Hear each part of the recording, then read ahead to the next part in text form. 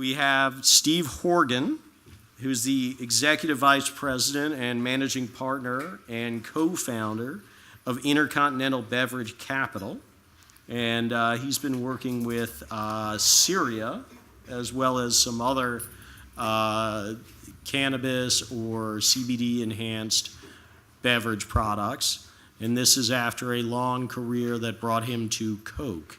So here it is, the intersection of Coca-Cola and hemp. Yeah, hemp, right.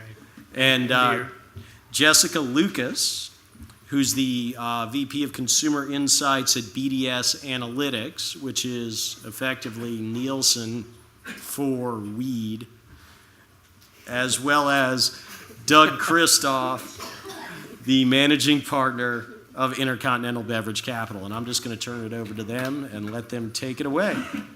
Thanks, Jeff. Thank you very much. Good afternoon, everybody. I have been in Santa Monica now for almost a week, courtesy of Jeff and team. I arrived for Brewbound last week. That was on Tuesday and Wednesday. For those of you that know me, in addition to being at Coca-Cola, I've spent about 5.5 years with Coors and Miller Coors, and so a fairly broad beverage background, and had a lot of acquaintances at Brewbound. So that was a very nice session that we have. We'll be talking about a brand that's coming out in the next couple of weeks, specifically in a little while when Doug gets up here. I skipped NOSH, but I went to the Cannabis Forum on Saturday, and now here I am with you all at BevNet. So it's a pleasure to be here. I will have spent 1/52nd of my year in Santa Monica by the time I go back to Atlanta. So I took a picture the other day. I know where this coffee truck is. I've gone there like 4 or 5 times. It's right by the Visitor Center on Ocean Avenue. And if I was able to put the picture in the presentation, it would say, add 25 milligrams of CBD to your coffee for $4. So I was paying $5.50 for my cappuccino, so I'm thinking, first of all, I don't know if this does for me. Second of all, I didn't want to spend $4, but I asked the owner of the Coach, I said, how many people buy this? Any guess? What percentage of people buy that? 60. It's 1 out of 4, which I was surprised. I was quite surprised. So, because $4 is an awful lot of money. Anyway, so Intercontinental Beverage Capital, we are an advisory and investment group that works primarily with early stage beverage companies. However, we have worked with other CPG type products that have come to us over the years. We were established in 2013. My partner, Joe Messina, is also here. He handles the financial side of our house. Doug and I are really operating partners that work on businesses. We are beverage experts. We are not cannabis experts. We happen to be giving beverage advice in the cannabis space. So this information, what we're going to share with you today, has kind of been our journey. For those of you that know me, if you had asked me a year and a half ago if I thought I'd be up here talking about cannabis to BevNet, it would never have happened in my mind, but here I am. And I'm happy to be with you guys. So we're known, as we said, for beverages. We work with anything from water all the way up to craft spirits, right? And everything in between. So craft beer, energy drinks, you name it. All the functional beverages. We focus primarily on craft type beverages, health and nutritional type beverages, and we'll work with folks in every stage of their development, whether they're looking to create a product, whether they're looking to commercialize a product, or whether they're in a different stage and they're looking for capital. If we've worked with them for a while and we have some understanding of the business and the people that are associated with it, we'll work with them on that front as well. These are the range of our services. These are some of the clients that we've worked with over the years. You probably recognize a few of those. Babies is a baby food company out of the United Kingdom. So we did a baby food project for those guys. It was very interesting. They decided not to come into the U.S. The last 18 months has been very, very interesting for us. About 2 years ago, we started talking about how the firm can kind of become more of a platform firm, IBC. And because we had always worked in verticals, whether it was with a protein water or a beer or a spirit, we were always working in verticals.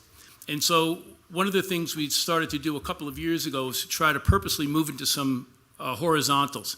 And it kind of led us to, we're working with a company that has the patent on taking the sugar out of juice. They can reconstitute, they can take the sugar completely out, reconstitute it, and put it in a beverage, and you have one full nutritional value serving. That company is a Nutri-Fruit company. This is how we got into cannabis. My partner Joe called me up one day and said, we have an opportunity to talk to somebody about cannabis. And I said to him, no way, Joe.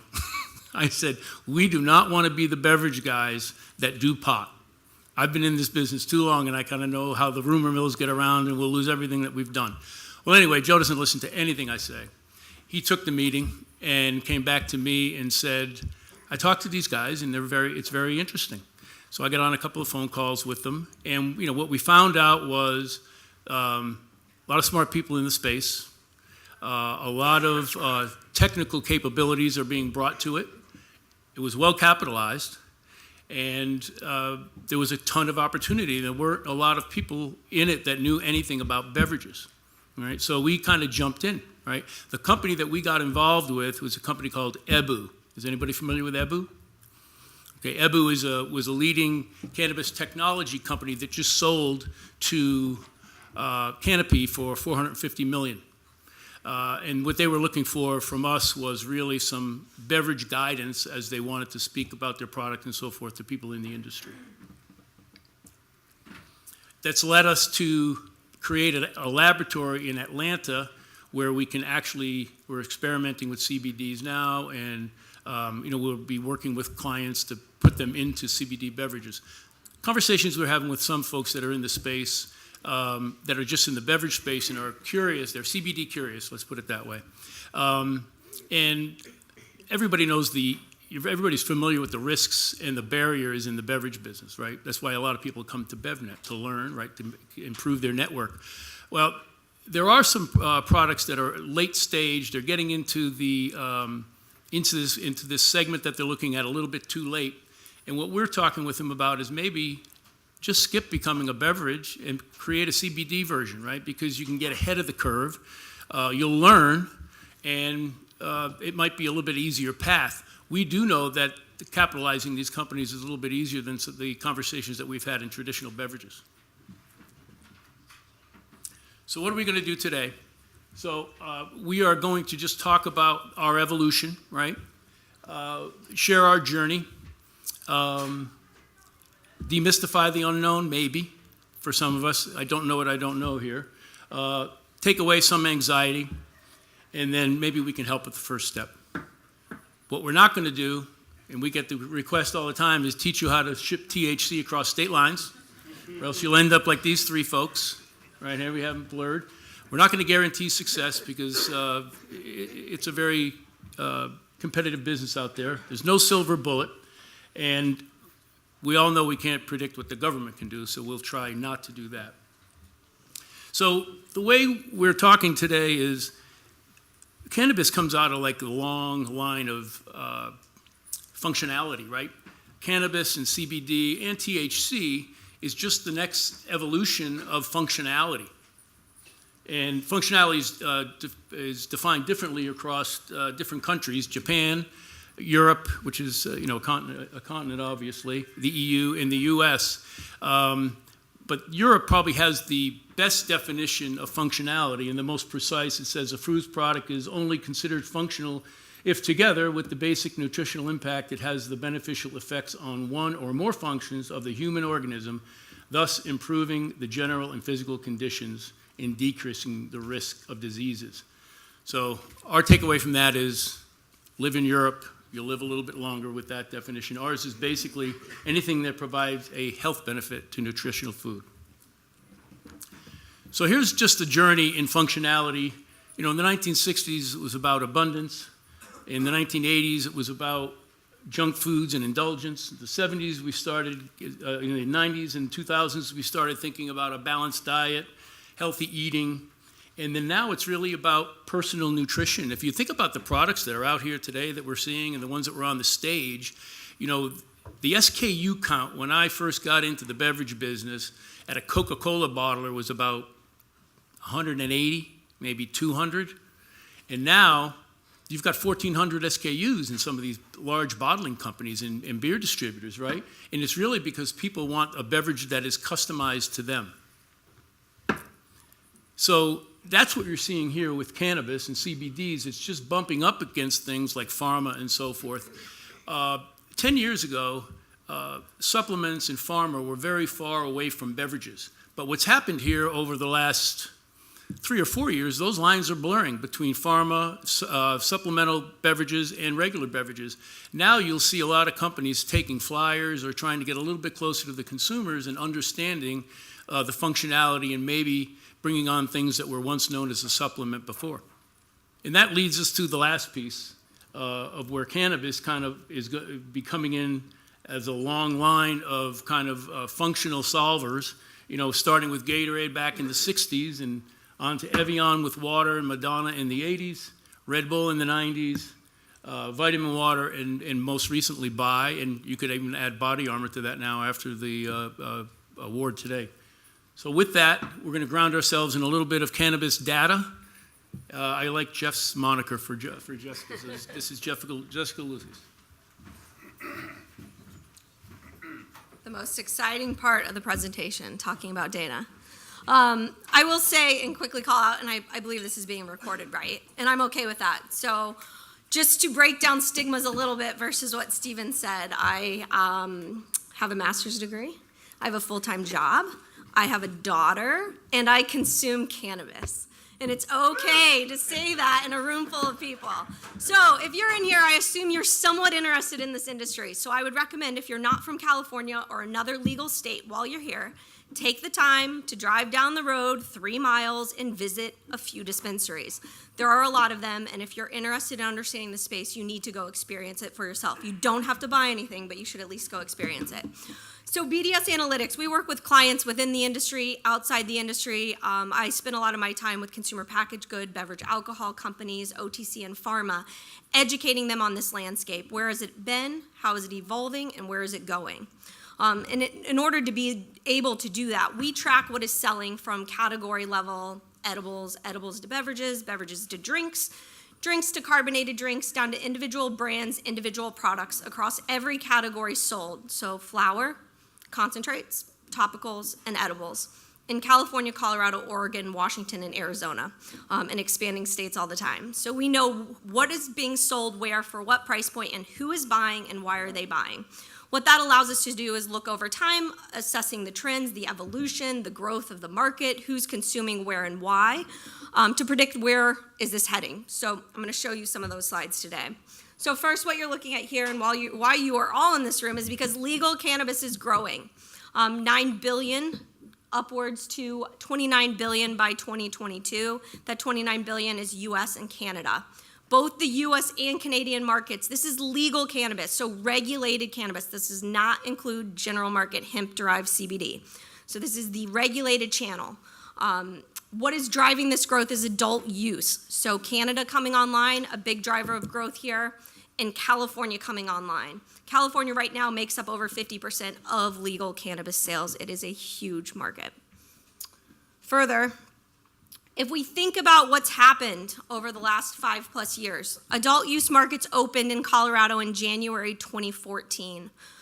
With that, we're almost 5 years into full legalization in Colorado. When the markets opened, about 70% of dollar sales were flower, so flower sold by weight. We equivalize all flower to single gram purchases. Again, 70% of dollar sales were flower. Fast forward to most recent period, and we're talking less than 45% of dollar share coming from flower. So there's an evolution happening in the marketplace. First driver of that is the declining price of flour. So now in Colorado, you can buy 1 gram of flour for under $4.50. It's a steal. So everyone wants to ask, what's the equivalent metric of alcohol to cannabis, and I've come up with some monkey math that looks at cost per buzz. The cost per buzz in cannabis is a lot lower than the cost of buzz in alcohol. So what else is happening in the market is new products, new technology, and new forms and methods. So anything from sublinguals to nasal sprays and inhalers, pills, tablets, capsules, pharmaceutical-inspired forms are growing because there's a lot of medical use. Edibles, including beverages, another big component to look at. So the consumer landscape is shifting, the market's shifting, the science and technology is changing as well, and the changes in science and technology are driving consumer preferences to shift. Currently, though, inhalables are still king. So you're still talking about 70% of the marketplace preferring inhalable products, and 70% of those who prefer inhalables still preferring flower. So there's still a long way to go in terms of the growth of the edibles market, which we're projecting to be about 15% of total sales within cannabis by 2022. So you can see that continual evolution, and apologies if you cannot see these numbers.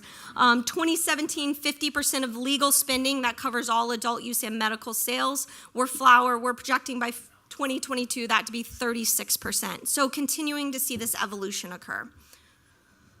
Further, edibles specifically growing to $3.4 billion by 2022. That's in the U.S. The numbers in the chart are U.S. plus Canada, but I tried to pull Canada out. Obviously, Canada, a huge factor in federal legalization, but in terms of population, about the same size as California. So the U.S. is always going to be the driver here when we look at the two combined. So again, a lot of changes happening, a lot of evolution, but talking about beverages specifically, when we look at the markets we track in depth, only 5% of edible sales are coming from beverages. So historically, the beverage market has looked really different within cannabis. You're talking about 12-ounce, 16-ounce, 20-ounce bottle beverages with 100 milligrams of THC in them. What that means is a consumer has to dose that accordingly. You can get a beverage product that's 100 milligrams for about $20. Or you can get a single-serve 10-milligram product for about ranging between $6 and $10, depending on the market. So right now, there's still a lot of purchasing happening from consumers based on how much THC you can get for your money. But that is shifting as we see new consumers entering the marketplace, people looking for a controlled, dialed experience, something consistent and trusted. And we're seeing a lot of shifts in that, with the brands in 2018 within the beverage segment being consumer-centric brands. I don't know if the Key Coco team is in here, but they are the top beverage brand in California, if anyone cares. I'm not sure if they're bragging about that, but they are. And as you look at their product, it makes sense. They're offering something that makes sense to consumers, and you see that shifting in the marketplace. As we look towards 2022, again, U.S. edibles at $3.4 billion. What's the size of the beverage market going to be? Right now, there's like a million asterisks on that number because we're still working on finalizing that. So I put this up here without getting approval. So keep that in mind. These are preliminary numbers, but we're talking about $375 million in regulated dispensary channel beverage sales. That's a pretty big number. But when we account for the total cannabinoid market, so total cannabinoid, we're not just talking about THC or CBD, we're talking about all of the 400 plus cannabinoids. As we look to the size of that market, especially hemp-derived, once the Farm Bill passes, general market products become more readily available, you're talking about almost a $1 billion beverage opportunity in the US by 2022. All of a sudden, the numbers get really big. And there are a few things to call out here. That's still only 3.5% of what we're projecting the total cannabinoid market to be. That's a small percent, fairly conservative.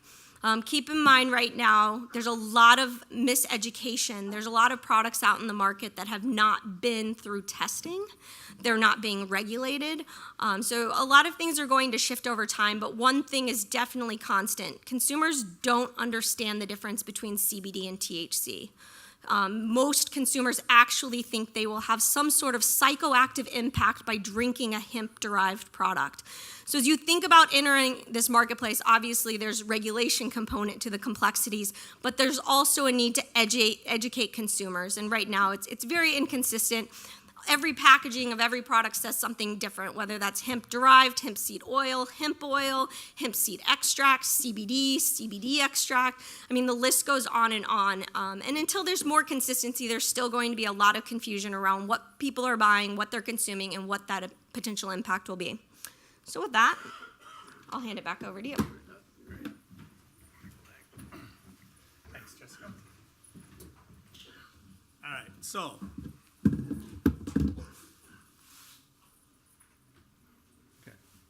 Kind of like Steve said earlier, Jessica a little bit, right? So I'm Doug Christoph. I thought I'd be the last person ever working in the world of cannabis. Never had it on the radar. When I was younger, and at the age where you experiment with that kind of stuff, at that time it was pretty much just inhalable, right? And it didn't make any sense to me, right? It's such a personal choice thing. At that time, it didn't make such sense to me, the rationale of inhaling anything into your lungs. For me, it just didn't make any sense. Today, with all the other options, vaping and all that, right, there's tremendous opportunity, right, for users to experiment, right, and to use cannabis and CBD regularly. So as we in our journey with IBC, as we started to kind of explore whether we should even get into the world or not, the data like Jessica just presented and some other macro trends we saw, as a business person, you just go, there's some naysayers out there, but it's a great opportunity, right? And so after the EBU project that Steve talked about earlier, we were fortunate enough to have a relationship with a guy by the name of Keith Villa. And Keith, as you may know, and I know Brewbound was last week, but we're going to talk a little beer here for a second, right? Keith was the old retired brewmaster from Blue Moon, right, for Miller Coors, and he has quite the reputation in the beer industry, and he is tremendous as a brew master, right? And we were fortunate enough after the EBRU project to have him as a client. Right, and I don't know if you've been following the news lately, but over the last, just 2 weeks ago, right, we announced it's been about a 8-month project, 9-month project, something like that, in terms of getting to the point where we could announce what the product even was going to be. And so as the on-loan CMO for Saria as part of the IBC organization, right, we did a lot of brand work, and 2 weeks ago we launched Saria, cannabis-infused, de-alcoholized cannabis beer, craft beer, excuse me, and got picked up in most of the major national media sources. There's been about 5,000 plus articles. If you go Google Saria beer or cannabis beer, you'll find 8-10 pages, right, of solid. And you just don't get that. So the reason why I bring it up is not so much to toot our horn, but the media and the industry is really hungry for the news. And so, we're fortunate enough to get this kind of coverage. And actually, I think, personally, it's kind of like the 100-year storm, right? Certainly in my lifetime, what's left of it, right? I don't think we're going to see something this big in quite a long time. So we launched, and this was just the launching of the news about it's coming. So we took the strategy of, some of our competitors wanted to be, go quick, fast to the marketplace. And, we took some development time right on the brand side of things to really get it down to where we think it was right. And we'll make tweaks if necessary as we get consumer feedback going in the marketplace. But it actually launches in December, about December 15th in Colorado, and then we'll start rolling into California and some other legalized states. But it's a 5 milligram THC product. Part of what we're doing in this particular beverage project, right, is we're trying to help mainstream cannabis through a liquid that's so socially acceptable for centuries, right? Beer. Right? You can't get anything more acceptable socially than good old traditional beer, craft beer. So part of our strategy, right, was to help mainstream cannabis. Any Latin fans in here? Anybody can tell me what cannabis, it's actually pro omnibus translates to? It's really close. Yeah, the scholars will either say that or they'll say cannabis for the people, right? So we kind of use that as kind of a positioning tagline for the brand. But anyways, so just talk to you a little bit about our journey, right, of enlightenment, because it was, you know, even after EBU, right, we as partners, the 8 partners or so, got together and we had conversations, right, about, you know, is it the path we want to go down? And Steve talked a little bit about it earlier. And so, you know, at first it was kind of like you started in this position of somewhat being unaware, right? None of us were really very aware what was going on in the cannabis industry because none of us were really into it, right, lifestyle-wise. So, and then we went into kind of like, geez, man, all the stuff we're seeing and reading. Went to a 420 festival and everybody's burned out. Are you kidding me? Right. And then kind of like this hesitancy, reluctancy. And then we started to do some more discovery around the data side of things and insights and macro trends, and came to the conclusion about, yep, we're gonna get into it. And then we started to get involved in projects like this, right? And now, you know, we're going to, through, you know, other client opportunities, we'll start to, you know, evolve, right? Kind of what we're doing within the industry itself. That first step, so for those of you who are at a different stage, right, in your exploration of cannabis beverages, CBD beverages, our first step to it was like the wild, wild west, right? So it was kind of oversaturated, right? There was high this, high that, right, in terms of products. It was a lot of lawsuit infringements going on, you know, people using trademarks, brand marks that they really shouldn't, right? They didn't know, right? At least that's what they claimed, right? The operations itself within the industry, if you come from large beverage organizations, right, and you go into this world from the beverage side of things, you have to have patience because the size of the operations that you're typically dealing with, you know, the lines, for just like production lines, for instance, right, are significantly slower and smaller than anything that we've ever dealt with coming from Coca-Cola or from the other big companies, right? And so the industry is in this evolving state. And, you know, I think we were talking about what our co-packing partner does 6 bottles a minute. 6 bottles a minute. You know? Yes. So one of the things we had to do was we could go back to our established networks where we know great bottlers, good brewers and so forth, and all the speed and sophistication, but those folks didn't have the license or didn't even have the appetite, just like we did in the beginning, to even get into it. So what we have to do is work with the inner workings of the cannabis industry, and then so in this contract that we've written along with Sarah, we've had to put bottling and brewing standards in that didn't exist before. So we're actually we're not making it up, but we're building the infrastructure, helping build the infrastructure for beverages. Yeah. And then you run into things like, you know, when you start, you know, working with growers and things like that, right? One of the bigger industries, one of the bigger issues within the industry, as we understand it, right, is kind of consistency of product quality and things like that coming from the plant, right? And there's a lot of work going on, and a lot of growers are doing some really great things there. But just there's some, you know, you never quite know what you're getting, right? So in our case, right, we're trying to make sure that the products that we get involved with, right, can deliver some sort of consistent psychoactive experience, right? And so there's a lot of work going on that. Pricing models, right, in terms of kind of this abyss that we walked into.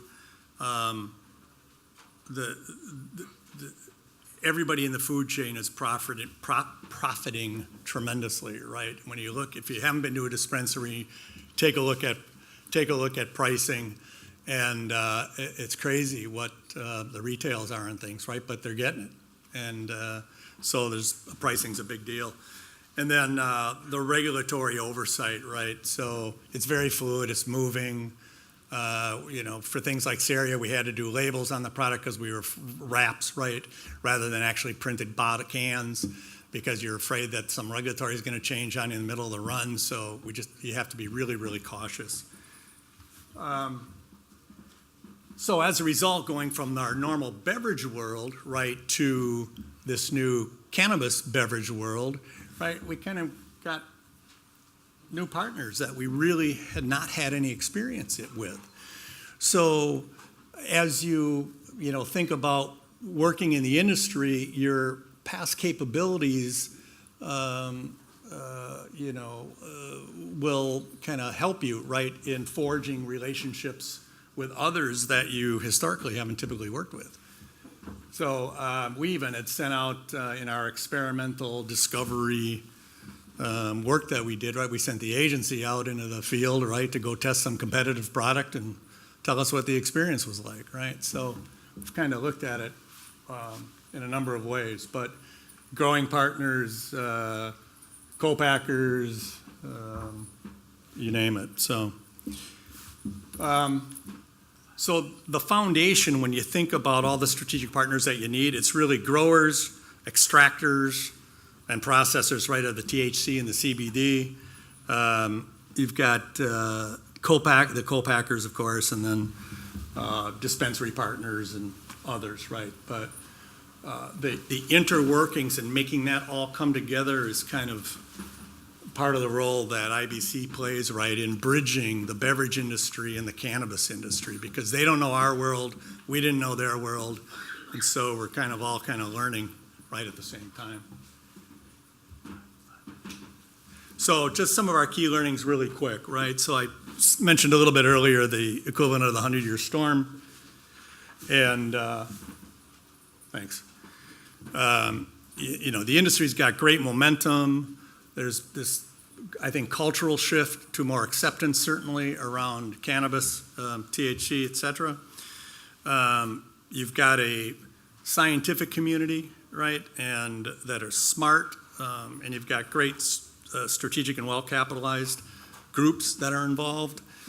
And right now you've got a pretty positive media, right? The media frenzy that we saw around Saria was remarkable. There's a big learning curve, so if you're kind of hemming and hawing about getting involved in it, just go jump in, right? Take the plunge, because there's a learning curve that's quite extensive on it. Even though if you have a beverage background, there's still a tremendous amount of new information to learn. And regulatory, we already talked about. And one other thing that I just want to pass along for learnings, right, is CBD is not legal in 50 states, right? We're not giving legal advice, but do want to point out, right, everybody thinks that CBD is legal and you can do it anywhere, and it's really not, right? There's all sorts of restrictions, right, around how clean that CBD is. It's got to be less than something like 3% THC in it. And it's just that it's not being enforced. So if you even do a CBD beverage, technically you could run into some regulatory issues, but they don't seem to be enforcing it too much. At the end of the day, the beverage, whether it's THC, CBD, still has to taste good. Will certainly be the number one reason for repeat, right, and trial. So that's still critical. And in general, our observation is the industry just really the cannabis industry needs to get ready for the beverage business because it's going to have a significant impact. And if pharma gets involved, it's going to be a whole nother deal, right? So, just kind of wrap it up here. The connection for everybody here is you learn a lot of great things at BevNet, right? You come here to understand the industry, but the reality is if you cross over, the obstacles are the same, the things you're trying to do are the same. It comes down to brands, and just because everything seems different doesn't mean that everything isn't the same. So the water's fine on CBD and THC beverages, and jump in, give it a go, and what you learn here is applicable in the world of CBD beverages and THC beverages. So thank you very much.